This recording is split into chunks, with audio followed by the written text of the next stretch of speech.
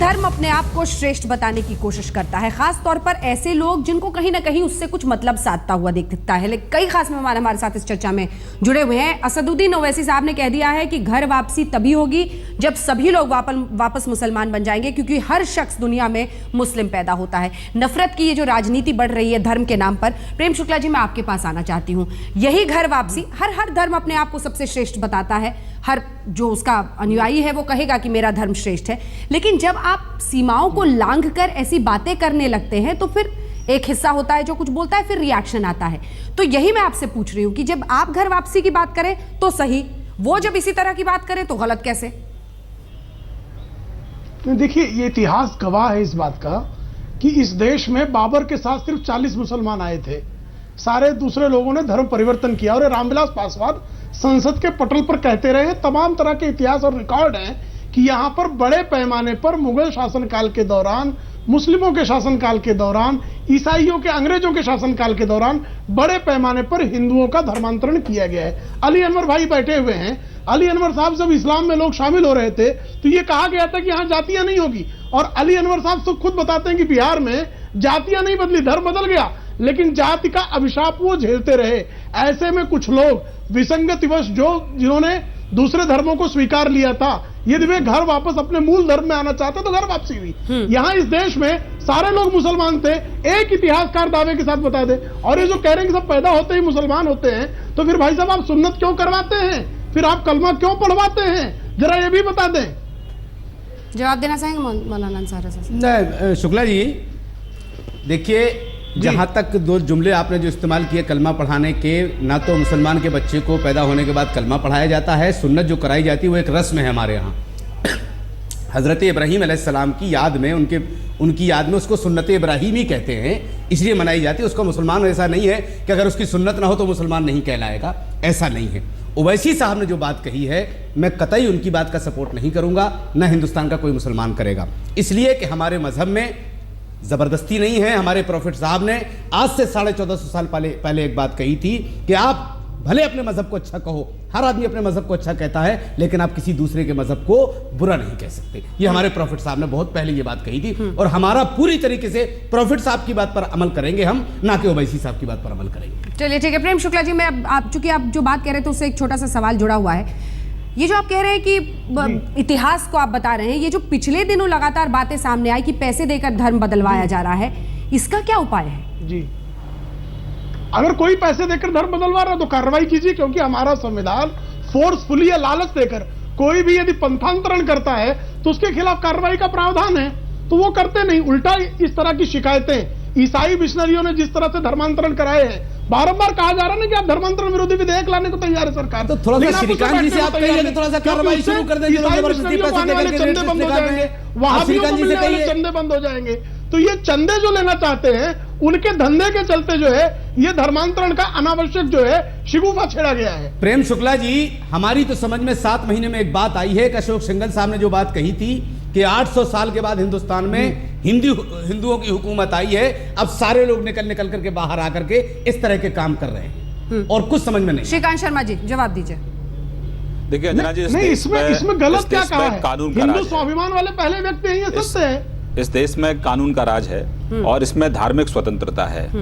मेरे जैसे करोड़ों नौजवान अगर अजमेर जाते हैं तो उसमें से कुछ लोग अजमेर शरीफ भी जाते हैं, इबादत करके आते हैं, और उसी में अगर आगरा के अंदर कुछ लोग खुली हवा में सबके सामने और आज तक के कैमरे के सामने अगर कोई टोपी लगाकर हवन कर रहा है तो उसमें विरोध के स्वर क्यों हैं? अगर किसी को आपत्ति है भाई, उसको जबरदस्ती की जा रही है तो कोर्ट पे चला जाए, किसी ने एतराज नहीं किया है, एफआईआर करा दे। उसके लिए संसद को बाधित करना, काम में बाधा उत्पन्न करना, उसको एक राजनीतिक रंग देना, ये इस बात के संकेत हैं कि कोई मुद्दा राजनीतिक रंग तो आप लोगों ने दिया है, निकाल करके कि मुसलमान का 5 लाख रुपए, ईसाइयों का 2 लाख रुपया कहना चाहूंगा। अब ये समझ में नहीं आया हमारे कि मुसलमान और ईसाइयों में इतना बड़ा फर्क आपने क्यों कर दिया? दूसरा, मौलाना जी धार्मिक गुरु हैं, ऐसे लोगों को आगे आना चाहिए। और जिस तरह से दुनिया आज आतंक आतंकवाद से ग्रस्त है, आज आतंकवाद अपनी जड़ें बढ़ा रहा है, आतंकवाद नए मुसलमान नौजवानों को कहीं ना कहीं भ्रमित करने की कोशिश कर रहा है, तो ऐसे मौलवियों को एक कैंपेन करना चाहिए, मस्जिदों से लगातार इस तरह का प्रचार करें कि हो रहा है श्रीकांत जी, हम लोग कर रहे हैं, इस्लाम का दुश्मन है, और जो ओबैसी टाइप के जो लोग हैं जो लगातार कुख्यात हैं इस तरह के बयान देने के लिए। श्रीकांत जी एक बात कहना चाहता हूं, श्रीकांत जी एक मिनट, श्रीकांत जी सुनिए, आपने जो बात कही है, मैं बहुत बड़ी बात आपसे कहना चाह रहा हूं इंटरनेशनल चैनल पर, इनके सुन लीजिए, पूरे मुल्क को एकजुट होना अब मेरी सुन चाहिए। लीजिए, और जो आपने कहा है कि मस्जिदों से प्रचार होना चाहिए, हमारे यहाँ हमारे जो बहुत बड़े धर्म गुरु गुजरे हैं बरेली में, जिनको आला हजरत कहते हैं, हमारे यहाँ अभी उनका उर्स था जिसमें पूरे दुनिया से लोग आए थे, वहां हमने तालिबान का बाइकाट किया है कि इस्लाम से खारिज है, ये अबू बकर अल बगदादी का इस्लाम से खारिज होने का फतवा जारी किया है बरेली से। अब इससे बड़ा और क्या चाहते हैं आप सबूत हमसे?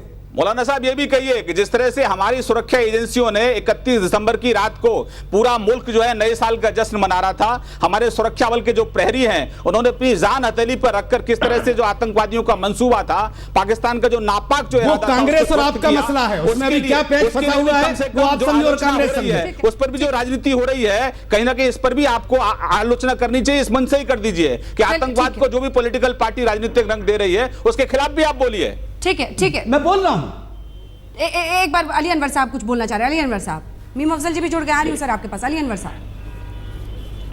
अंजना जी देखिए, हाँ, मूल सवाल ये है, हाँ, उसको डिरेल नहीं होने देना चाहिए। ना ओवैसी साहब धर्म के ठेकेदार हैं और ना भागवत जी धर्म के ठेकेदार हैं, दोनों कर रहे हैं सियासत, दोनों राजनीति कर रहे हैं। कोई एक वर्ग को, एक समुदाय को अपने पक्ष में करने की कोशिश कर रहा है, कोई दूसरे समुदाय को कर रहा है। इसलिए दोनों का धर्म से कोई लेना देना नहीं है, अलबत्ता धर्म का सहारा ले रहे हैं और धर्म का सहारा ले करके और उसका मनमाने ढंग से इंटरप्रिटेशन दे करके वो कर रहे हैं।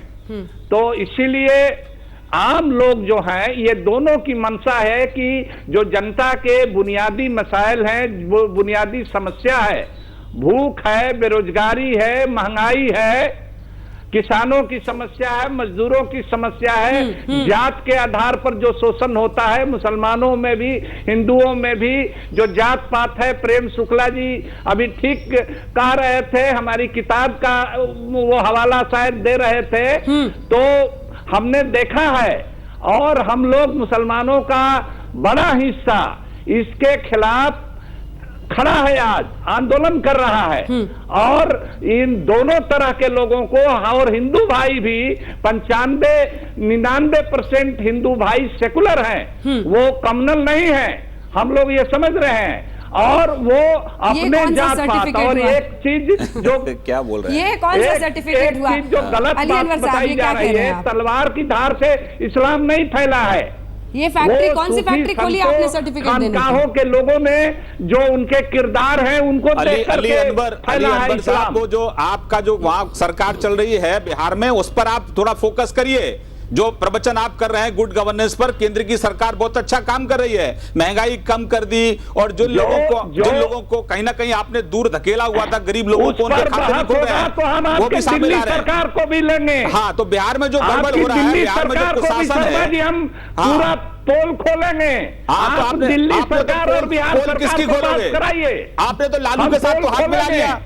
आप जो लोगों की लालू के साथ तो आपने हाथ मिला लिया, पोल किसकी खोलोगे आप? लालू और नीतीश के चक्कर में चले गए यार, इधर आओ जहां जो डिबेट चल रही है। हम भटक रहे हैं। मीम अफजल साहब, मीम अफजल साहब, किस तरह से आप ध्यान हटाने की कोशिश कर रहे हैं? मीम अफजल साहब, बीजेपी का कहना है, चूंकि आप तो कुछ कर नहीं सकते हैं, कर नहीं रहे हैं, इसीलिए इस तरह की बात बोल करके, फालतू बात बोल करके, आग लगाने वाली बात बोल करके आप डिबेट करना चाहते हैं। एक सेकंड मीम अफजल साहब, दो मुख्य बातें जो, चूंकि आप लेट से जरा डिबेट में जुड़े हैं, सबसे पहले तो असदुद्दीन ओवैसी की आप भत्सना किन शब्दों में करेंगे, ये देश सुनना चाहेगा, क्योंकि मुस्लिम तुष्टीकरण का आरोप आपकी पार्टी पर भी लगता रहा है। हालांकि उसको अब तमाम सिंहाओं को लांघते हुए असदुद्दीन ओवैसी साहब कहीं और ही ले गए हैं। दूसरा सवाल, ये जो एक के बाद एक ऐसे मुद्दे आ रहे हैं और आप बार बार केंद्र सरकार को घेर रहे हैं, कांग्रेस पार्टी खुद कितनी ईमानदार है इस विषय पर, यह सवाल है दूसरा। अगर है तो धर्म परिवर्तन के खिलाफ जब कानून की बात करती है बीजेपी, तो आप साथ क्यों नहीं देते? मैं एक तो पहले ये बता दूं अंजना जी, पता नहीं कौन लोग ये कहते हैं कि कोई नया कानून लाने की जरूरत है। कानून तो पहले से मौजूद है। अगर कोई जबरदस्ती करता है, अगर कोई लालच देकर धर्म परिवर्तन करता है और उसकी शिकायत होती है तो कानून मौजूद है। इनको कौन सा नया कानून लाना है, ये मेरी समझ से बाहर है। दूसरी बात, आपने बड़ा अहम सवाल पूछा कि ओवैसी साहब के बयान में और आरएसएस के बयान में हम कहाँ खड़े हैं। हमारा ये मानना है कि हम दोनों ही के बयान को गलत समझते हैं। इस देश में एक सेकुलर ढांचा है जिसके अंदर सब मजहबों को बराबर की आज़ादी है।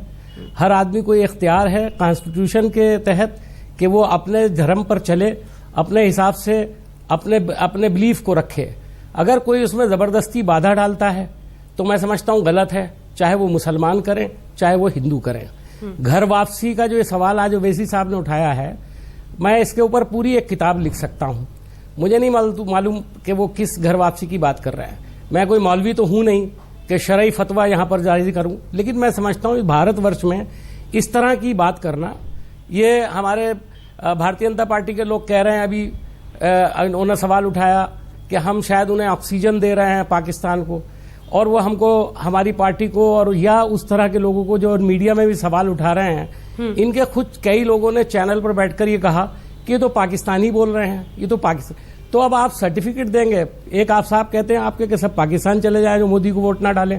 अब आप जो है पाकिस्तानी होने का सर्टिफिकेट, तो आपने कोई एजेंसी खोल रखी है पाकिस्तानी का सर्टिफिकेट देने की या देश के खिलाफ होने की। आज श्रीकांत जी ने खुद एक प्रेस कॉन्फ्रेंस या स्पेशल बाइट दोपहर को देकर के ये बात कही है।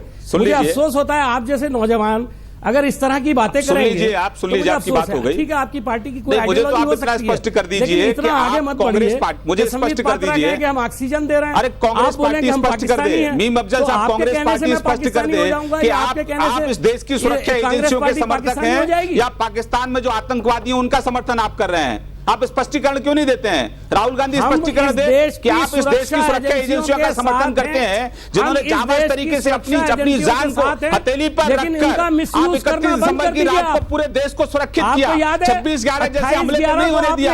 आप उनकी आलोचना कर रहे हैं और आप आतंकवादियों के समर्थन में बयान दे रहे हैं। तो आप भी स्पष्टीकरण कर दिए इस चैनल पे कि आप इस देश की एजेंसियों के साथ में हैं, आप जाबाज लोगों के साथ में, सैनिकों के साथ में। हमने आप पर इल्जाम नहीं लगाया। आप आतंकवादियों का समर्थन कर रहे हैं कि देश की सुरक्षा एजेंसियों के समर्थन में है। स्पष्टीकरण दीजिए। 28/11/2008 को टाइम्स ऑफ इंडिया ने, भारतीय जनता पार्टी ने एक इश्तहार दिया था उस वक्त की सरकार। आप सुन लीजिए, 26/11 को जो है 26/11 हमले जैसी घटना अंजाम जो होने वाली थी, जो आतंकवादी देने वाले थे, उनको रोका गया। उसके लिए आपको प्रशंसा करनी चाहिए। आप प्रशंसा ना कर।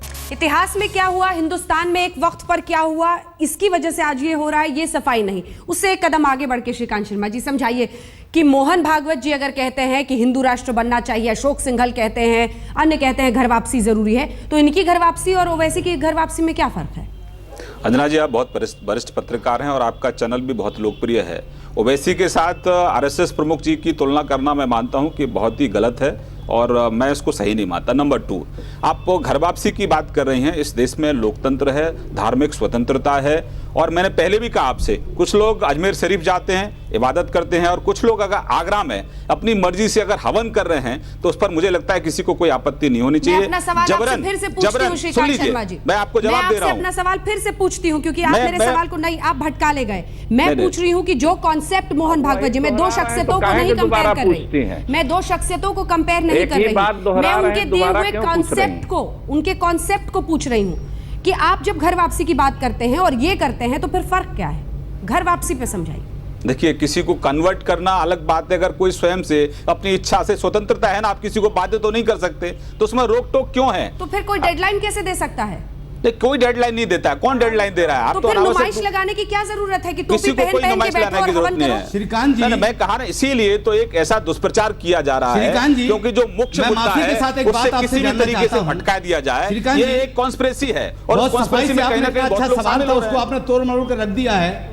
मैं एक बात आपसे जानना चाह रहा हूं कि अगर स्वेच्छा से सब कुछ हो रहा है तो इतना बड़ा हंगामा क्यों हुआ? ठीक है, क्या जवाब मुल्क में हंगामा जल्दी तो से। मौलवी साहब लोग कर रहे हैं। आप तो धार्मिक गुरु हैं, आप तो इस चीजों को समझते हैं कि भाई इस तरह की जो चीजें होती हैं, स्वेच्छा से अगर कोई कहीं जा रहा है तो उसमें आपत्ति किसको है? और अगर आपत्ति है तो उसके खिलाफ कठोर कानून बनाना चाहते हैं संसद तो में। फिर ये हंगामा रेट तो लिस्ट करते क्या हैं, है फिर भाग ये? जाते हैं। चलिए कंक्लूडिंग रिमार्क, एक लाइन में अली अनवर साहब जल्दी से कंक्लूडिंग रिमार्क। मीडिया को भी ऐसे लोगों को देश हित में बहुत बढ़ावा नहीं देना चाहिए, स्पेस नहीं देना चाहिए। देश बड़ा है, पार्टियां बदलती रहती हैं, और हम चाहेंगे कि जो आरएसएस है और हाँ, इस तरह के लोग ठीक है। हैं, ये ओवैसी जैसे लोग, इन लोगों को देश की जनता इन लोगों के बारे में, इन लोगों की ठीक है। पोल खोलनी चाहिए मीडिया ठीक है, लेकिन हाँ वही पोल ही खोलना होता है जब खबर दिखाते हैं। आप आज ओवैसी साहब के बयान वाले दिन कह रहे हैं कि मीडिया ना दिखाए, ये भी अपनी तरह से अलग ही बात है, टाइमिंग हो सकती है आपकी।